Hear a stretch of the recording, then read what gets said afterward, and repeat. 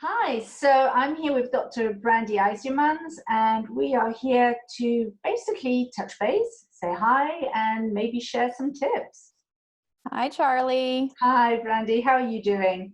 I'm doing well. It's fun to visit everyone in their living rooms and say hello and reach out and connect.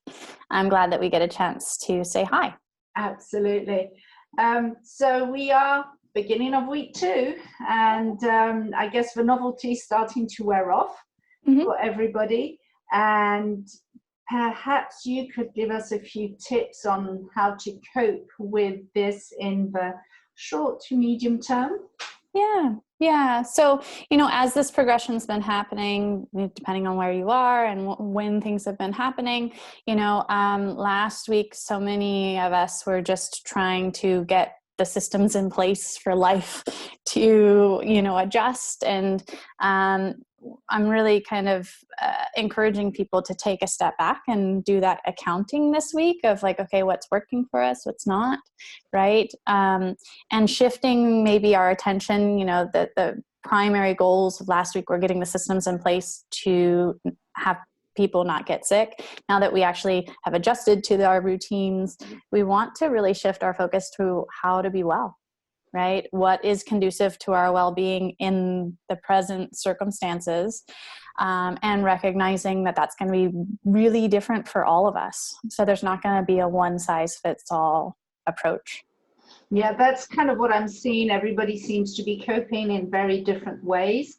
I just think that perhaps we are all being confronted with the same issues. Just reflecting on myself and my family, we have good days, we have not so good days. We have days where we're like, yeah, there's such potential to really, this is it. Yeah, when we get the whole gamut from people who are very distressed by all of this to people who are really excited about the silver linings that they're seeing and experiencing, and new ways of connecting to people in ways that maybe we had our blinders on to before. But it is going to be more of a calibration, a kind of a checking in. And what I'm encouraging people to do is take a step back and really listen to yourself, listen to your family, and say, okay, what output are we getting, right? Based off of our current inputs, what we're doing, how much technology we're consuming, how much workload we're taking on, how much we're being present and together with each other, how much we're talking about it or not talking about our fears or concerns around COVID-19. And taking that into account as we plan going forward, right? Do I need more? Do I need less? What do I need more of? What do I need less of?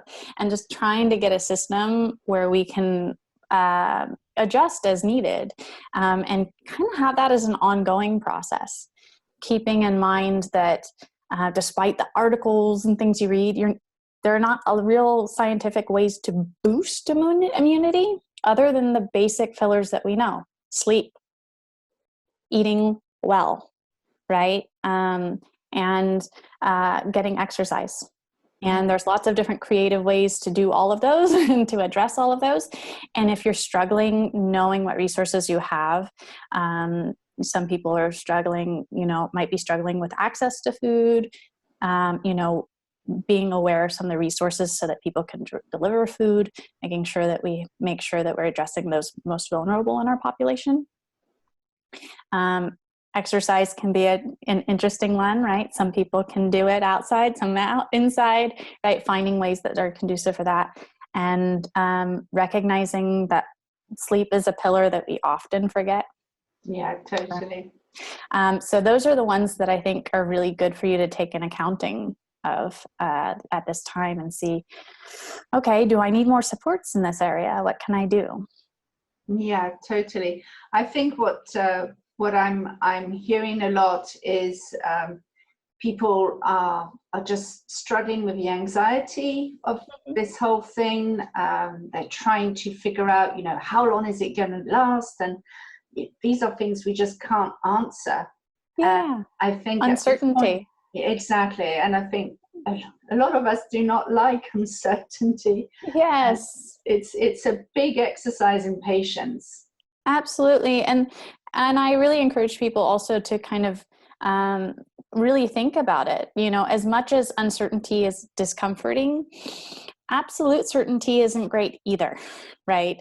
And so as we address our needs and as we find what works for us, also extending our energy and resources to others who are having a harder time.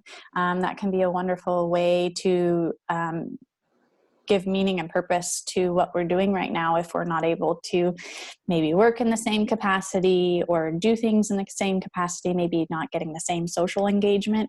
For each of us, the different pain points of this time are going to be different. For some people, it's like too much connection. I'm asked to do too many things of my day-to-day life that I can't really manage. Or it's juggling that with parenting and showing up and being present in two ways simultaneously. And, you know, for others, it's isolation because they're not connected enough, right? So finding which things, again, you need more of, and if you do need more, how you can be conscious to give your energy towards those who are struggling the most right now. Yeah, totally. And I think Zoom was a platform I'd never heard of before the beginning of the confinement, and I am on it an awful lot. I taught my mum how to use it yesterday, so she's able to hook up with her friends. And yeah, I think in a way that maybe one of the silver linings for some of us is just being able to reach out to, or make the time, take the time to catch up with friends, family, and just say, you know, hi, we're in this together, and, you know, let's have a chat. Yeah, absolutely. And I think, you know, there are ways to be actively engaged in those conversations. There are more passive ways. There's fantastic podcasts. I know we've listed some of those, and we could probably list those in the show notes today.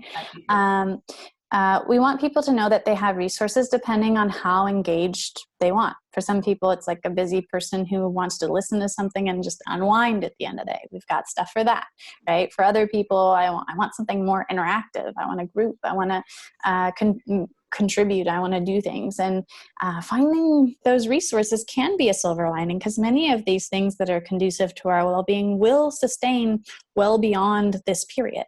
And that's a good thing. That's a really good thing. Yeah. Going back to the online, at the Liddy Center, obviously we've had to close, but thanks to Zoom, many of our programs are up online. Our Information Coffee Morning continues online. Our German conversation groups continue online. We're about to run our GIF groups online. So yeah, I heard HSK is also online. That was great to see. Exactly. So, you know, we are able to reach out and continue to give people a community to be a part of locally. Our support platform, our online support platform, is doing really well. Obviously, now there are a lot more volunteers than there are people in need, but I suspect that's going to change in the coming days. And we're starting to see, again, as people do this accounting, right, they start to see, okay, what's not working. You know, for many parents who are trying to work at home and be there for their kids, and they feel like, I don't feel like I'm able to do this. You know, I've seen a lot of volunteers saying, you know what, I'm, you know, former teacher, or I'm a tutor, and I'm happy to, you know, be a person, an actual person working with your child through their homework, you know, while you do a conference call. These are really wonderful resources that, you know, we've got to consider, right? If you need help, lean in. We all need to have a village. And that goes from, you know, parents to teachers to providers. And we're also trying to be really aware of providing the right supports to our health professionals and making sure we show up for them, because they're under a lot of stress and strains right now, holding a lot. And also all the other frontline workers, right? There's a lot of stress and strain if you're working in, if you're on the bus, working on the bus, if you're working at the grocery stores and such, right? These are different stress and pressures. And if you're someone that's kind of frontline with the community supporting all of this, keep in mind that while we really deeply appreciate and value the work that you're doing to hold things together and help us all through it, it's important to recognize when you need a moment to not hold it all together, because we're human. We got to create some space to show up with all of our humanity showing. Yeah, absolutely. I do think so. So really the takeaway is spend time recalibrating, figure out what is working for you, what isn't working for you, focus on what is working. Obviously, do not be afraid to reach out and ask for support, be it online, in your community, your friends. Yeah. And one day at a time.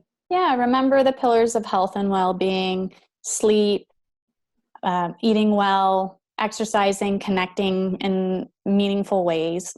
And we will list some of the resources for people to connect. If you're noticing that you need more support right now, reach out. We have to be comfortable with being a community.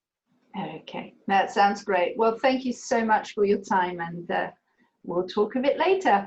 Be well. Okay, bye.